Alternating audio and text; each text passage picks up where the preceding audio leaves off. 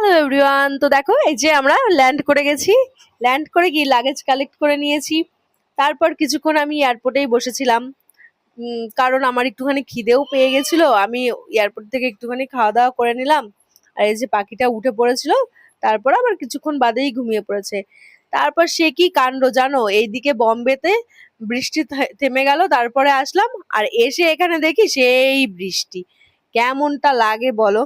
আর তারপরে এই যে আমার মেজো মামা আর ভাই আমাকে নিতে এসেছিল, তো ওদের সাথে ভোরের ট্রেন ধরে বাড়ি আসছি। আর এই ভোরের যে প্রকৃতি দেখতে যে কি, মানে একটা চোখের আলাদাই শান্তি, চোখের শান্তি, বাড়ি ফেরায় মনের শান্তি। এখন এরকম শান্তি লাগছে, আর আরেকদিকে অন্যদিকে মনটা খারাপও আছে। তো সেই খারাপের দিকটা এখন বাদ দিয়ে মন ভালোর দিকটা দেখতে হবে। তো এই যে আমার বাড়ি দেখো, বাড়ি চলে গেল, পায়রাডাঙ্গায় ঢুকে গেছে ট্রেন। আর এই যে আমার শ্বশুর বাড়ি। তো আমরা পায়রাডাঙ্গাতে চলে এসেছি। পায়রাডাঙ্গা দেখলে যে এত মনে আনন্দ লাগে, পায়রাডাঙ্গায় একটা আলাদাই শান্তি উপভোগ করা যায়।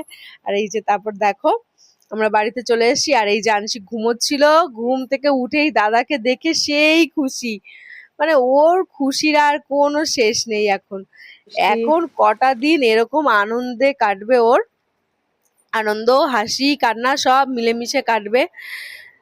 তারপর ও এসে তো ওর মিমিকে ঘুম থেকে তুলেছে, আর তুলে নিয়ে এই যে খেলা শুরু হয়ে গেছে। মানে এখন ফুল অন খেলা চলতেই থাকবে ওর এখন। এই খেলার চক্করে খাওয়া দাওয়া সব উড়ে গেছে, আর ঘুম তো নেই। রাত 2টো বেজে যায় তাও ঘুমানোর কোনো নাম নেই এখন।